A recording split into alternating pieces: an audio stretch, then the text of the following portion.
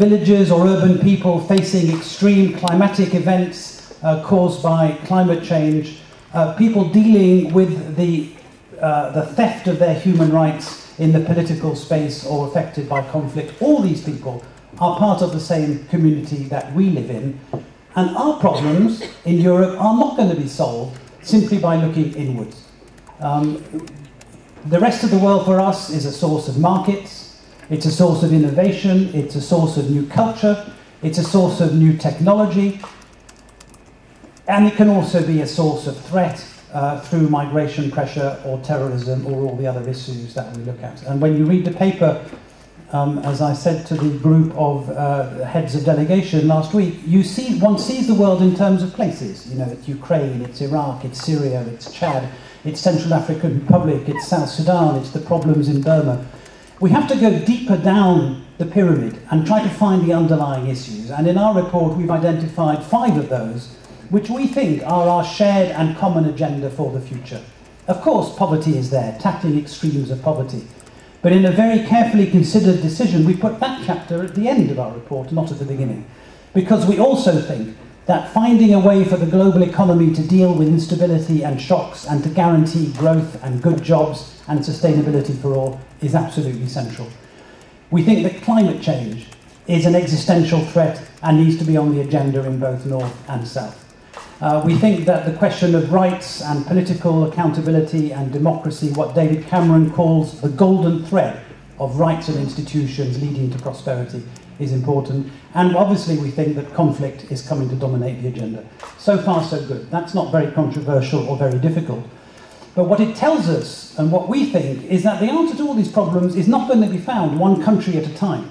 The deep cause of all these issues is about the failure of global governance and the failure of global institutions, and the deep solution is to be found in multilateral action.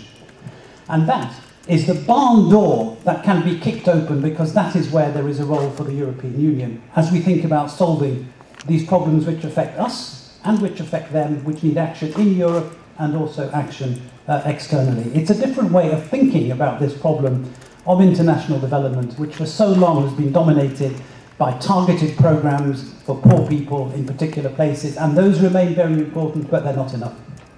So that's part 1 of our 3-point argument. The second part is that you might think that once we've kicked the barn door open and seen what's inside, there is only one horse. It's a beautiful, shining, well-groomed horse, and it has the colours of the EU on its saddle. For some countries, that might be the case, but for most countries in the European Union, that is not the case, and countries make choices between how they devote their political, economic, and social capital to achieve international aims. And I think of France as an example. A member of the Security Council, a member of the G8, a member of the G20, a member of Francophonie, the Council of Europe, closely linked in various ways to NATO. Oh, and by the way, a member of the European Union. So you're the President of France, you're thinking about these big 5 global challenges. Who do you choose to do what? How does the EU make its case in this stable which is now full of horses? How does the EU make its case to be the horse of choice? And I think that's quite a tricky question here in Brussels, because we know the EU has a formal acquis. There are things that it is legislated to lead on and things that it is not, but that's a sterile and rather academic and legal discussion. This is a question for us to discuss later. What is the EU really, really good at? There was an advertising slogan by an airline called British Caledonian. Some of you may remember from the 1970s and 80s, used to fly a lot to South America, and all the stewards and stewardesses wore tartan kilts. Their slogan was, "We never forget you have a choice."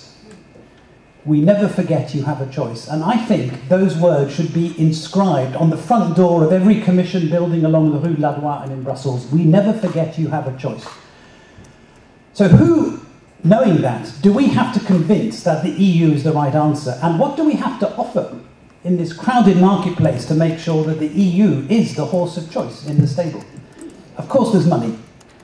Nearly 90 billion euros over the next 7 years already committed through the multi-annual financial framework. Of course, there's geographical spread. There are economies of scale. There are the political relationships associated with Cotonou, the parliamentary assemblies, the council of ministers, the arbitration procedures underpinning human rights. Is that enough? As we think about the Ukraines and the Syrias and the Iraqs and so on, is that enough? Or do we need to do more? And how do we choose which of the things that the EU is really going to be good at? Now, we think, or we wouldn't have written this report, that the EU has a really important part to play in getting the world economy right, working internally in Europe and externally in the G8, the G20, with the IMF and so on.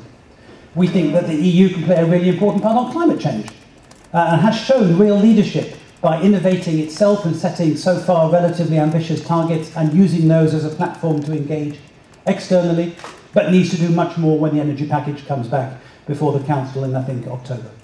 And we think the EU can work really well in the area of peace and security, but the EU is never going to be NATO. You know, the EU is not going to be the lead organisation which sends troops to sort out conflict. But we have a very nice phrase in here, which is that the EU can be the best supporting actor and can play a really important part in civil protection and police missions around the world, and so on through to poverty, and the aid programme is established. So, key question, identify the comparative advantage, and then sell it like mad to the member states so that they are banging at the door demanding to be let in. We need to think of the EU a bit like an iPhone launch.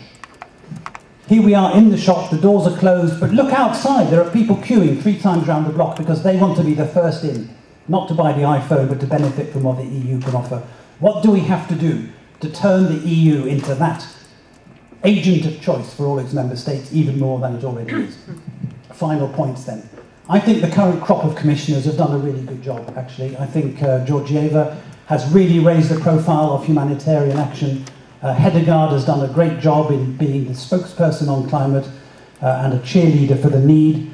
And Andris Piebalgs has delivered agenda for change. He's delivered differentiation as a policy. He's carried out much more concentration in programming. He's, of course, merged DG Development and EuropeAid into a single organisation. He's been a pioneer on sustainable energy for all. I'm a fan of Andris Piebalgs. I'm very grateful to him for all he's done. And now we welcome the new people. And I have them on a sheet of paper.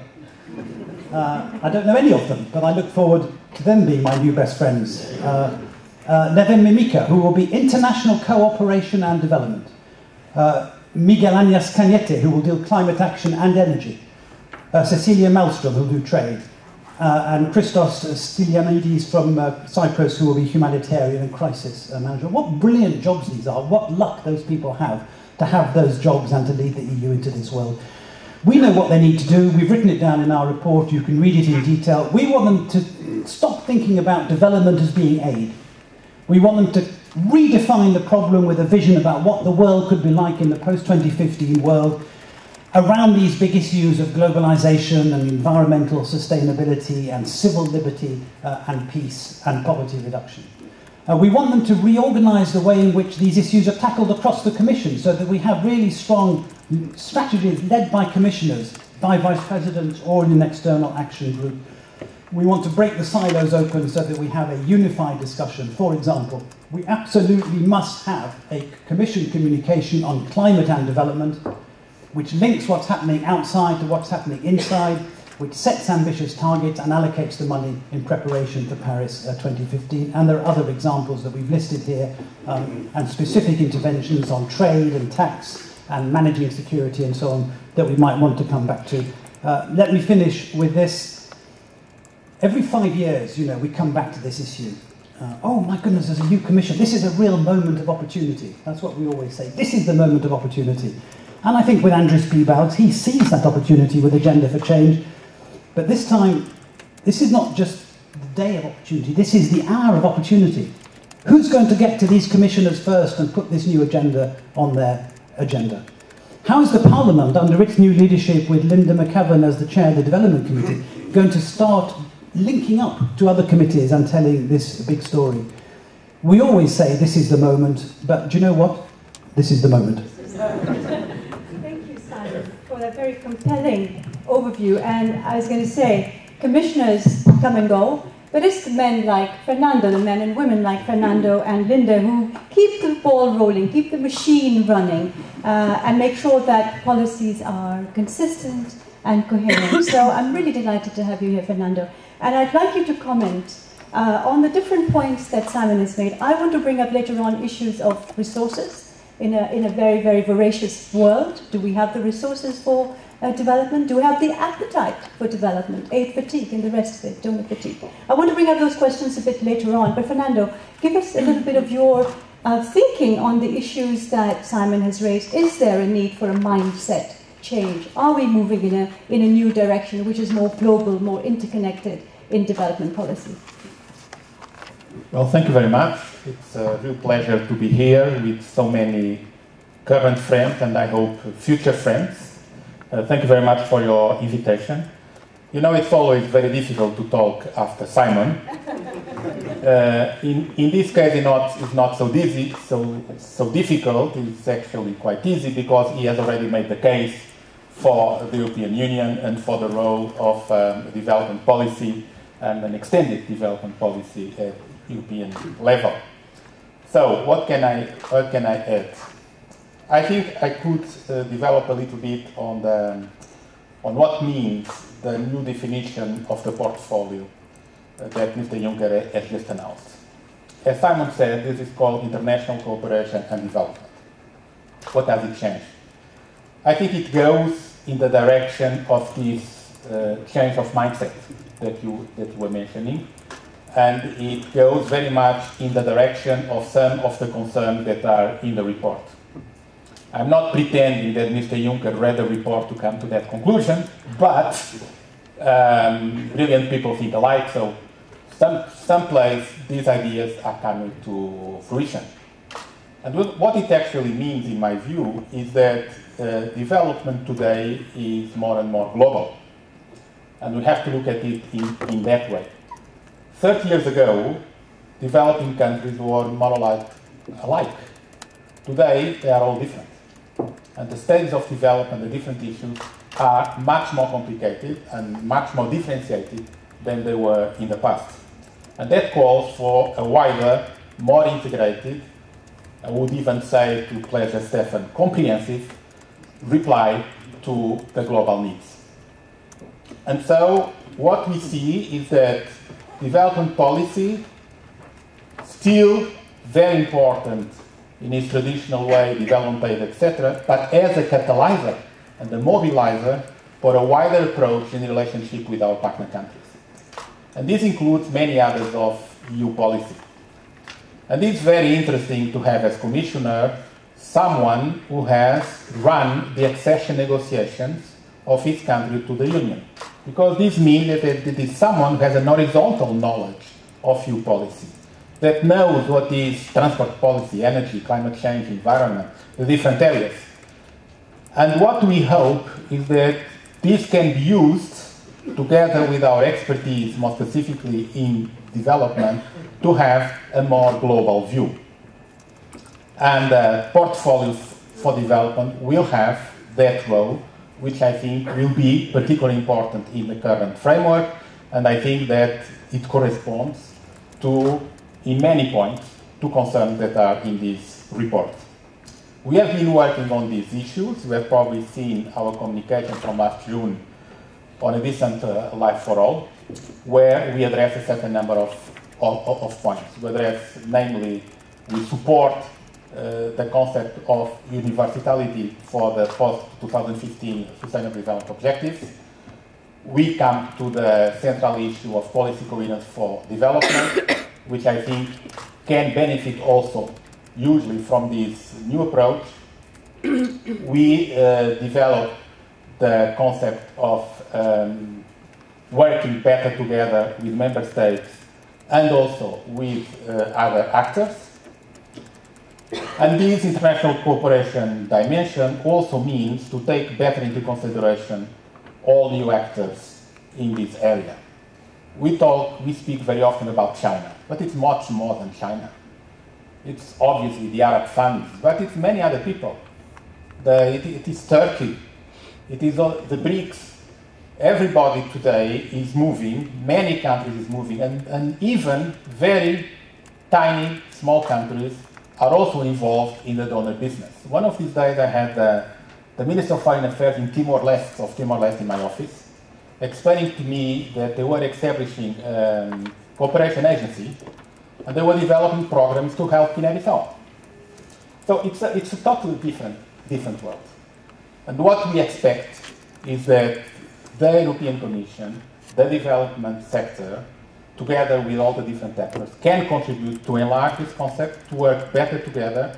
Don't look at development something independent there in this corner, but part of the policy address the specific long-term objectives that we all know, that are defined in the treaty, that are defined in our documents, and which are centrally to eradicate poverty in a wide sense of the word, both meaning working and contributing to alleviate the situation of the poor, but also to create conditions for sustainable development in different fronts, including by equity in economic growth, creation of jobs, attacking issues like climate change, environment issues, overall global issues. Thank you very much. Thank you very much, Fernando. Thank you very much. Linda, you don't have to get up. Simon set the trend, but if you'd rather sit and speak. But thank you very much, Fernando. You mentioned new actors, and you're absolutely right, but there are also new sources of finance out there, making aid look slightly tiny in comparison. And thank you for mentioning what we used to call South-South cooperation in the good old days, but where countries in the Southern Hemisphere, in the developing world, are working closely together, sometimes with the EU and other industrialized nations, but often just on their own, and it's quite fascinating. We're going to be doing something more in-depth about that at Friends of Europe. Linda, so not just newness around us, but newness within us, and especially in the European Parliament where you are, there are new actors as well. And I was just wondering, I'm really curious, Simon talked about the new commissioner, but there are these new actors out there, and you're going to be herding them towards some kind of a coherence in terms of developing policy. Do you sense a different environment? Do you sense change in how people are thinking about international development? Well, I will stand because I think I can see everybody. On that first point, it's early days. Parliament is new. I'm not new. I've been there since '98, but 60% of our members are new. The Development Committee is full of new members, though we have many former ministers of development on our committee, so we have a new... And we're all... I mean, what's interesting about these 5 years ahead is not only does it mean a new start for all of us, if you like, new commissioners, new parliament, but it's also the period when the world, the global community, is reflecting on the big challenges facing development. The 2015, the post-MDA, the post-Millennium Development Goal debate, and also, of course, the climate debate. And I have a long background in climate policy in the EU. I'll say a little bit more in a minute. But I think those two things do stand together, and we should look at them together. But also, of course, we'll be looking at the Cotonou Agreement as well. And so that will be in the next 5 years. So a time for reflection and a time to shape the future. And I don't have fixed views on how that will work. I'm on the learning curve on the Development Committee, and I look forward to working with many of you in this room, who I know have a lot of expertise. When I read the report, and I thought it was interesting, it starts by saying the period to 2020 offers a real opportunity for transformation towards a more inclusive, peaceful, prosperous and equitable world. And Europe has a role to play. I'm guessing that was written before the summer, because we now face, I think, a very dangerous time. If you look around, the crises happening all around us. President Obama will make a speech today, later on. Maybe that's a sign as well, that all the European media speaks about Obama's speech, not about what somebody here might say. But I think, and Obama's been criticised for not having a strategy. But we rushed to conclusions before. I remember talk of a beacon of democracy in Iraq. Maybe we should reflect a little bit more before we act on these big, difficult issues facing us. And I suppose the question for us in Europe is, what are we going to do in this world? Commissioner Georgieva last week reminded us that in this very, very difficult summer, she didn't get much of a holiday, neither did her staff, or from humanitarian aid, that we have more refugees and more displaced people now than in 1945. So it's a really difficult time. What are we going to do about it? Firstly, I very much agree with Simon's perspective that there is only one world and one set of problems. When I was studying geography at school, I remember learning about first world, second world, third world. We would help the third world to tackle their problems. But if you look at the thing, your challenge, you have your 5 challenges, I'm going to just talk about 3 of them. They are not the problems of the third world. They are all our problems. Let's look at the economy. We had the crash in 2008, a dysfunctional financial rules which brought down the whole global economy. And what do the average person think? They think it's the rich what gets the pleasure, as the old song says, the British song, and the poor what gets the blame. That something went wrong and we have to fix it. And we have a chance to fix it. We have OECD discussions on a new agenda. We have to make corporations pay their taxes. We have to pay our taxes. If we don't pay taxes, we cannot make our societies function. Billions is lost in the developing countries through the same problem.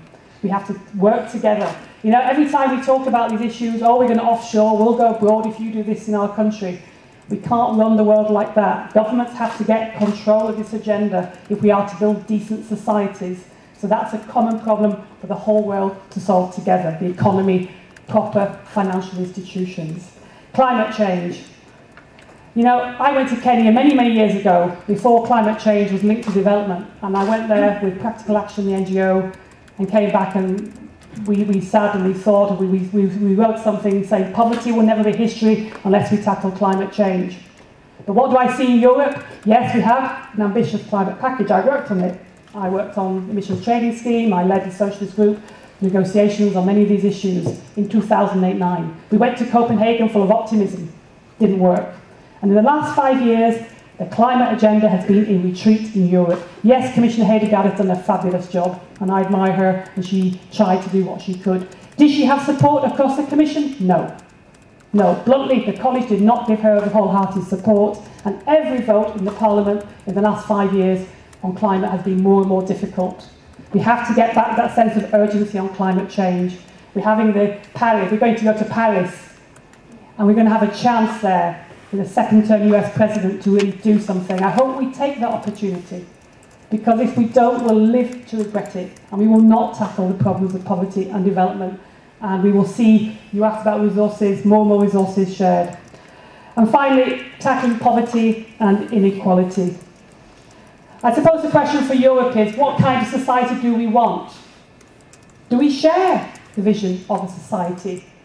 Do we all believe that inequality is a bad thing? I don't know, sometimes listening around the European Parliament, if we all agree on that premise. I would like to think we do. I've got my view of what a good society is. But we have to have that discussion because we won't get... I mean, people talk about trickle-down theories and economic growth. Trickle-down doesn't happen unless you have policy levers to make it happen. And I like the idea of your report, the SDGs, having some kind of inequality measurements. But I think it will cause controversy because some governments won't like discussion of inequality. Because in our committee on Monday, colleagues talked about, in the developing world, the other world, they've got growing inequality. Look around your countries, where many of you come from. In my country, only the super rich can afford to buy property in London. So these are common problems. We have to find common solutions. We have to have coherent EU policies to complement them. Because, of course, when we go to the global talks, if we, in our own policies, are not coherent, that will be used against getting a combined international agenda. So it's going to be an interesting 5 years. And I look forward to working with everybody here in making sure I agree with much of what I've read today, to making the EU be the actor, because ultimately, of course, you talked about the choice, people have a choice. In my country, we're having a big debate on Europe, and if the EU doesn't get these things right, people will have their choice, perhaps. It depends. And all over Europe, the citizens are judging us as well.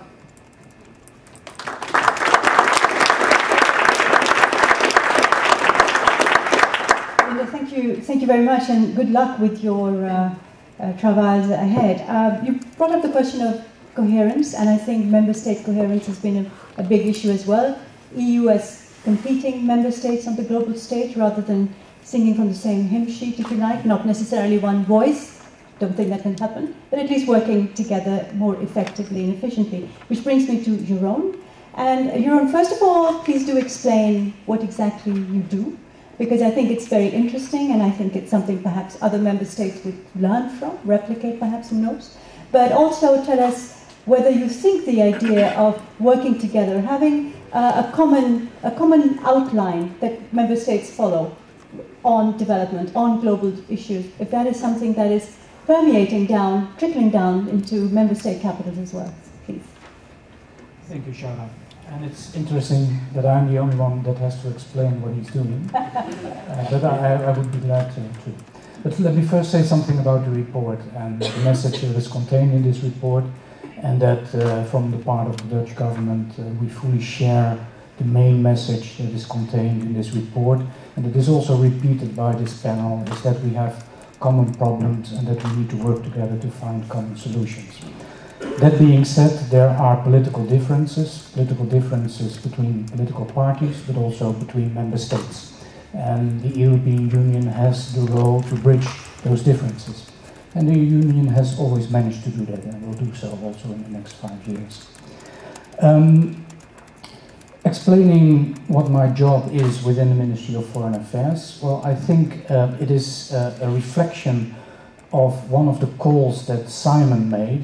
He said development is more than aid, and I think that that is a theorem that we in the Ministry of Foreign Affairs in the Netherlands have thoroughly investigated and agreed on.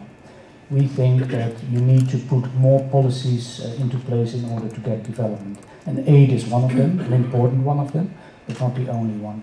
And the fact that we now have a Minister for Foreign Trade and for Development, combining both portfolio of promoting exports and economic development in the Netherlands and development in developing countries, is a reflection of that awareness that we need to find common solutions for common problems. I am ambassador for in this portfolio. So I'm supporting Liliane Ploemen, who is our minister, in her work on integrating foreign trade and development. Why do we do this? One of the reasons for this is that we've studied policy of coherence for development. We've been working quite long on that already for many, many years. And one study was done in Ghana, and the study looked at the impact, the development impact of different different policy measures. And these were not only aid measures, but also migration, foreign direct investment, tax, trade. So all the different aspects that help together to make development work. And this study found out, which is anecdotal for one country, but this study found out that for Ghana, the impact on development measured by increase in income per capita over the period 2006-2011 was biggest from the aid and the trade side. The other policy areas were not that having such a big impact. So it makes sense, if you want to have impact, to focus on aid and trade. How do we do that within the ministry? We of course have a policy, but we also try to put that policy in practice. And we'll be putting examples on the website of our foreign ministry to show how aid and trade can work together. We've gathered about 50 examples, which we'll be putting on the website quite soon. And they range from Heineken, a big beer brewer, promoting production of cassava in Nigeria, and then extracting the sugar from the cassava, and then using that sugar to brew the beer in Nigeria instead of importing the sugar from abroad. That creates employment and reduces import costs. So that is one practical example. There are numerous other examples. Bangladesh, the textile sector, promoting decent work norms. And those are all done because we try to put together the trade and the aid policies. So in answer to your question, this was what I would say. Thank you.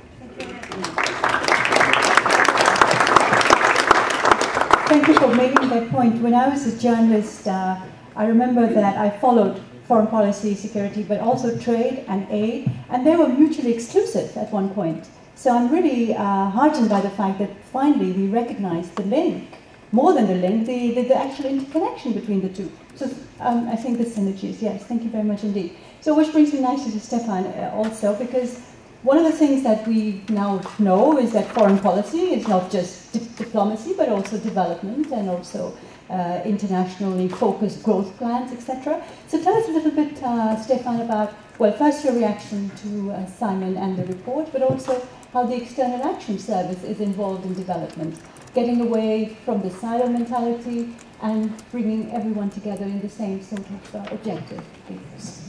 It's a pleasure. First of all, I would also like to introduce myself to you, because it's not only our Dutch colleague who has to explain a bit what he's doing, but I as well. Before joining the External Action Service, I was, a year and a half ago, I was German national diplomat in the German Foreign Office, and I used to follow global issues, but from a foreign policy perspective. Now, a year and a half ago, I joined the External Action Service, and I follow global issues and development policy from both angles, from the foreign policy and the development policy perspective. I must say this is quite a privilege, and I must say that what is written in the report very well reflects the findings I have experienced in the year and a half ago. I've been here now with the External Action Service. So this is why I would really like to congratulate the authors of the European think tank group for the report. They've done an excellent report. And I would also like to congratulate the organizers of this event for the title they've chosen for this debate. Namely, how can we promote our interests and values while also promoting global development?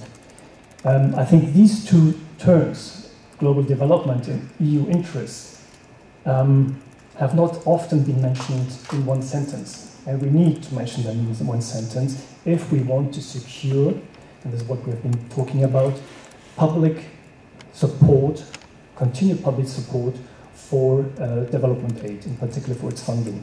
So we need also to take into consideration EU interests when we talk about global development. And clearly, the EU has a lot of challenges of its own to deal with. We are overcoming the financial and economic crisis with huge impacts on the European population. We have 25 million unemployed. We have got major crises and conflicts in our immediate neighborhood, Ukraine, Syria, Iraq, Libya, just to mention a few. And we have to tackle the global challenges we have talked about today. This is poverty eradication, that is climate change, the supply of energy, secure supply of energy and raw materials, migration, counter-terrorism, and so on. Against this background, the question is, how can we secure Europe's social and economic and political model, and at the same time also promote global sustainable development? And I think the simple question is evident, that is, that the EU has to get involved in tackling global challenges. And I think that the EU is very, very well placed to do so. It has developed several strategies, in particular to do that, namely the Europe 2020 strategy or the Climate and Energy 2030 package. It is a heavyweight in trade. In contrast to the United States or to Japan, we have maintained our share of global trade. We are the biggest economy in GDP terms. And we are the biggest donor. We provide some 56 billion euros together with the member states in development aid. And we have developed a network of strategic partnerships to traditional partners, but also to emerging partners. So the EU has the ideas, the concepts, the money, the structures, the networks, to use its soft power to influence and to shape globalization according to its set of values and interests. This sounds now everything very well and abstract, but what does that mean in concrete terms? What does it mean in practice? First of all, as you've said, we have to overcome silo thinking. We have to overcome the thinking in silos and sectors. If the EU is really to make a difference on the world stage, it must draw on all the tools it has at its disposal, be it trade, financial assistance, be it development cooperation, diplomatic, military, humanitarian, you name it. We have to draw on all our tools. To give you a very concrete example, you cannot tackle the Ukraine crisis without taking the energy aspects into consideration. Same applies to the development of North Africa. If you don't address migration, terrorism, or energy, you will not come to a sustainable development in these countries. Secondly, I think we need to speak with one voice. I'm very much encouraged that our Dutch colleague has stressed that as well, and others as well here. In particular, in a time where others, outside forces and powers, are trying to drive a wedge between the EU member states, again, I would like to mention the Ukraine crisis, we need to come together to analyze commonly and to speak with one voice. I think this is very, very important. And thirdly, we have to translate our goals, concepts, and values into our external instruments. Because, as we have heard, development cooperation is getting more and more an aid to tackle global challenges. Together with the Commission, and here I would like to stress that we work very well together with Fernando's department and Director General. I think we have done a very good job in the first step of the strategic programming. We are at the External Action Service already implementing these ideas. We have the comprehensive approach Fernando has just mentioned, where we try to strategically and coherently tackle the conflicts and global challenges we all face with all the means and instruments and policies we have at our disposal at the EU. By adapting our development policy to the new realities, focusing on development cooperation on the poorest countries. That means, of course, that we have graduated 16 countries out of bilateral development aid, and we need to see how we can engage now with them, with these 16 countries. But this is a question we can go deeper into when we discuss later on. And also, and this is the third thing we have been implementing now, working together, closely together with the member states on the ground through the joint programming initiative, which is already well underway in 11 countries, and which is set to continue even further. So all in all, and in conclusion, may I just say that with the Lisbon Treaty, we have the institutional basis to put everything together.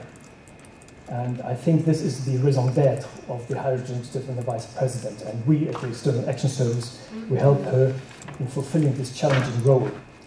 We have delegations in over 140 countries. This is one of the major assets to bring together our tools, our external aid instruments together in that country. We have the financial tools in place now for the next 7 years. We have the institutional setup, so let's get going. Thank you very much. Thank you.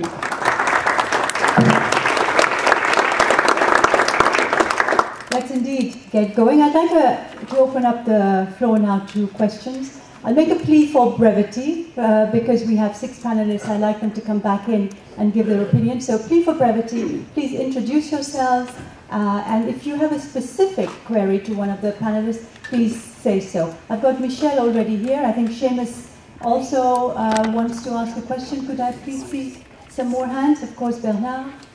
And we'll take it from there. So, Michelle, first, you please, my colleagues will bring the microphone to you. Here, to Michelle first, and then Seamus. Thanks, Sarah. Michel Lavolée, Public-Private Partnerships Europe. Thanks for your presentations, but I would ask you all, since you haven't mentioned the word private sector in your presentations, how you will weave the private partnership component in what we've been discussing, because obviously, whether it's in the SDG, it's in the climate summit, the Hyogo conference, and all these processes, we know private sector needs to play a greater role, and the EC has done a lot to change its relationship with the private sector in the last couple of years, but we still need to make it work. Thanks a lot, Michelle. Very good question. Of course, Friends of Europe and DPF, we focus a lot on working with the private sector on development issues. Seamus, please. Thanks, Shada. I take the opportunity to introduce Johannes Trimmel, who's the new president of Concord, the NGO Confederation, Development NGO Confederation. In fact, it's the Concord board meeting today and tomorrow, and we really welcome the opportunity to come and interact a little bit on this event. But yeah. Yeah, thank you very much. Thank you very much for the very interesting presentations, and there are many things where I cannot agree more. And I think especially saying we are tackling global issues in Europe on international level, and we need to find common answers, and basically all policy areas have an impact not only in Europe and European countries but on international level as well. I want to particularly thank Linda for bringing up the issue, what kind of society do we want and what do we do about increasing inequality, and what do we do about the fact that despite economic growth in many areas, also poverty still remains a significant problem. And in the report and in the presentation, we were talking about underlying issues and so on. But I'm wondering whether we are also trying to find the deeper causes of these trends, which we can observe. And are we ready really to pose the questions, are our political systems and are our economic systems right, or are they a cause of increasing inequality and significant poverty remaining in this world? So my question is not only what is Europe's response, but what you think would be necessary also for Europe to kind of change and work on a change agenda for a systematic transformation, so that some of the lead causes which are imminent also in the European political level can be altered to really do something about the causes and not only work on the symptoms. Thank you, Johannes. Could you just give the microphone quickly to Bernard and then to the lady here? Thank you. My name is Bernard Couty. Thanks to all the panelists for the fantastic presentations. Very consensual, no conflictual at all. My sense is that most of you, when you are talking of EU, you are thinking Commission, programming, agenda for change, and so on. And my sense also is that the Commission has a bit lost sight of its main function, which is not so much to manage development aid, but it's a function coming from the treaty itself. It's the power of initiative. Power of initiative, not for receiving instruction from the member states to do what they have to do to manage community resources, but power of initiative to federate the member states. You cannot speak with one voice if you are not in a position to federate the member states. And my sense is that recently the member states have forgotten that the Commission has to federate them. And everybody thinks that alone he can play a better role than within the EU. This is completely wrong. At the same time, if you want to have this power of initiative for policies, we must be in the Commission a kind of center of excellence for global sectoral policies. So I'm confident that Fernando will recreate this center of excellence that has been lost a bit these recent years. Thank you very much, Bernard. Very valid point. Please. There you go. Thank you. Joanna Maycock. I'm the Secretary General of the European Women's Lobby. So I think you can guess what my question's going to be, but I'll make it anyway. I think, when you talk about your EU values, and one of the core EU values is the equality between men and women. We've heard a lot today about global problems that affect us here and elsewhere in other parts of the world. And I think the enduring inequality between men and women is something that affects all of us, and it impacts on our development, it impacts on our delivery of human rights, our enjoyment of human rights. It impacts on the sustainability of our environment, our food and energy systems. And I think I was surprised not to hear more about that in the discussion here, so I wanted to remind you that next year is the 20th anniversary of the Beijing Platform for Action, which was a radical and universal framework to achieve gender equality. We're still far from having achieved that either in Europe or elsewhere.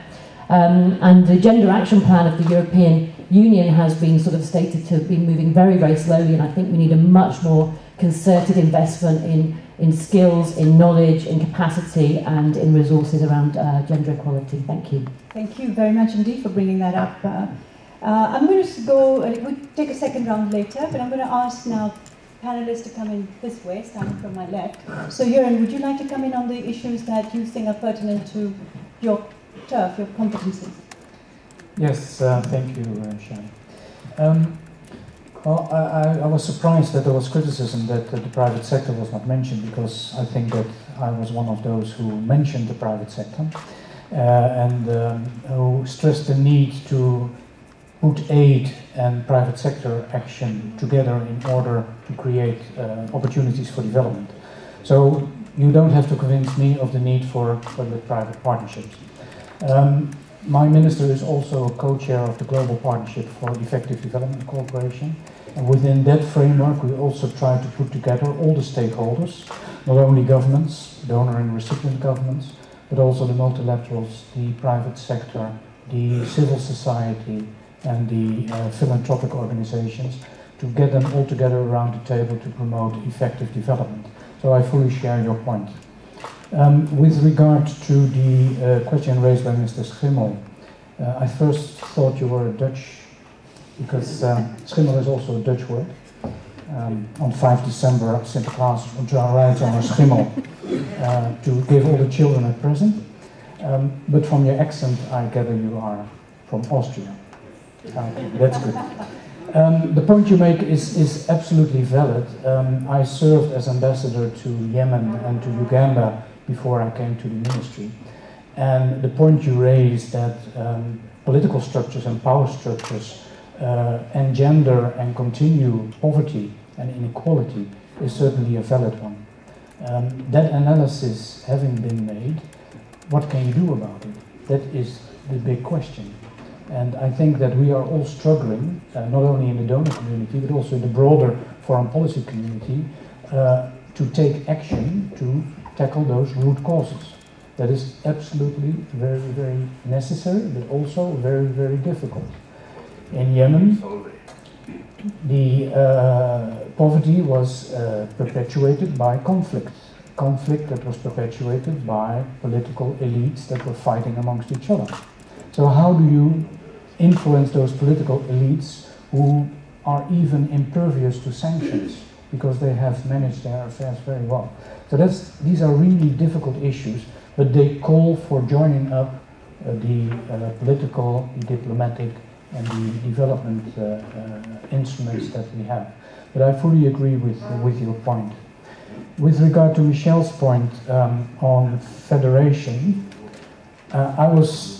of course, we're in the room of the Friends of Europe, so federalism is not a dirty word here. But if you go outside this room, then federalism is a dirty word.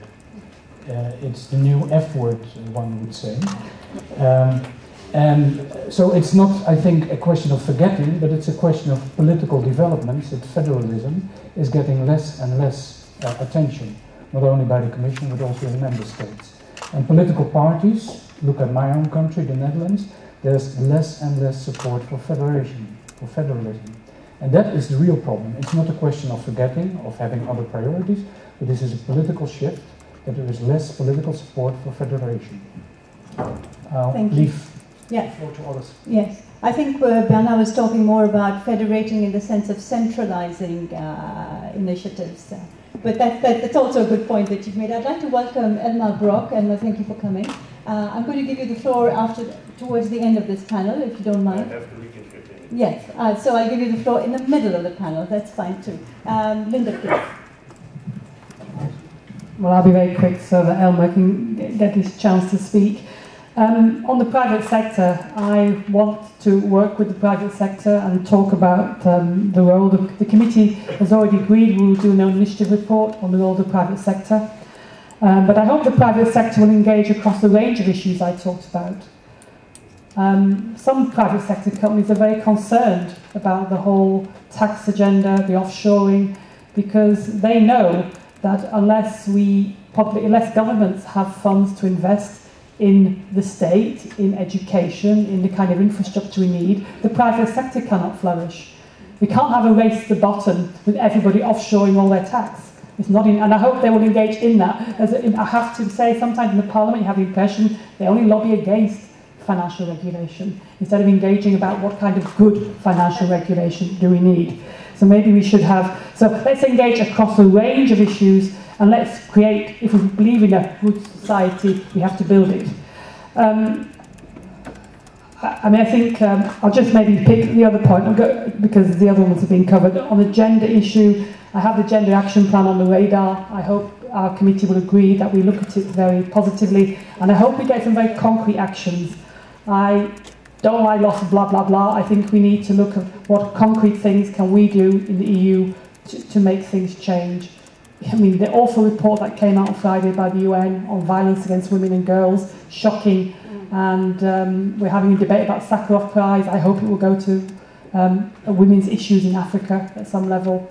And we need to do more, because 20 years later, things have not made as much progress as possible. Maybe I'll... Thank you. And just before I give you the floor, I'd like Simon to come in. And Simon, if you would also just deal with the issue that really preoccupies me, is public support. How are you going to get this ambitious agenda that Fernando and Stefan and everyone's talking about, with declining public support, not just for Europe, but also for development? Please. Okay, very quickly. Yes, yes, yes. Centre of excellence, yes. Federalism, maybe. Let's discuss. Just before I come to public support, I just want to say something about who rules in this world. And if you look at the EAS, you stand outside the building or stand outside Parliament and watch Elmar Brok and his colleagues coming and going, and you think these are people who are charming, convincing, intelligent, and potentially imperial in their approach to development. And the question of who owns these global issues is one that we worry a lot about in the UK, and indeed right across the development community. And there are basically three models on offer in the world. The first is that this whole issue becomes a foreign affairs ministry-led exercise, in which the ministers responsible for development, as in the Netherlands, are subordinate to the Ministry of Foreign Affairs. Some nervousness about that in some countries. Not subordinate, sorry. No, people are shaking their head. Anyway, there is a relationship of equals, good. In other countries, it's subordinate. Denmark, for example.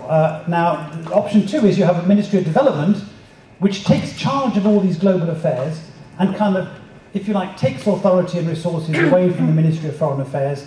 And the Foreign Affairs Minister is a sort of network manager who makes sure that the right ministers turn up at the right councils in Brussels. And I think that's also quite a difficult option. Option three is one that seems to be the case in the UK and in some other countries, where you maintain separate representation in the cabinet of these different interests, but you really invest, and this is the point for Brussels, you really invest in joint strategy writing. In the UK, we have a National Security Council, for example, which takes responsibility for some of that. In the US, the same. You have sometimes joint appointments, so you have ministers outposted from one department to another. You have joint funds. We have an international climate fund, which is jointly owned by 3 ministries, and we have an international conflict pool, which is also jointly owned by Defence, Foreign Affairs and DFID. And I think one of the issues for us in this report, but also to explore a bit with our colleagues, is if we agree that this is the agenda and we don't want to start abolishing or reorganising at the highest levels, how do we manage these things? Public support, I think, is a real issue. I hear that in one recent vote in the Development Committee, you'll correct me, the vote was 15 for the budget or something and 12 against. It was quite a finely balanced vote.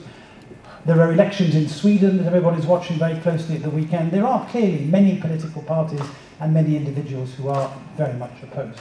I think we have to make the case. Every day we have to go out and fight the battle for social justice in its various manifestations, of course, including gender equality. Every single day we must be out there with the evidence, but in a subtle way, and not simply making, there are some ministries where the entire debate is conducted in terms of the names and addresses of all the children we've vaccinated in the last 6 months. numbers. We know that development is a much more complicated process. We need to engage in how change happens and in how we construct the argument. And I think leaders have a responsibility to make that subtle argument to people on the street and to take them on the journey which goes from Syrian refugees and children who are hungry through to how we deal with the big geostrategic problems. That's a huge leadership challenge.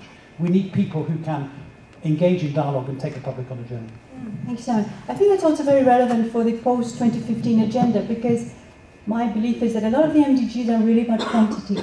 And you need to now move into a new era of where you're looking at the quality and the basic themes of how we improve things, let's say. Elma, your time in the sun. Thank you for coming. I did explain to your secretary that this conversation was going to be held at this place and not the bibliothèque. But anyway, thank you very much for making it. You've read the book and you've heard some of the interventions. So give us a little bit of your insight as at the European Parliament.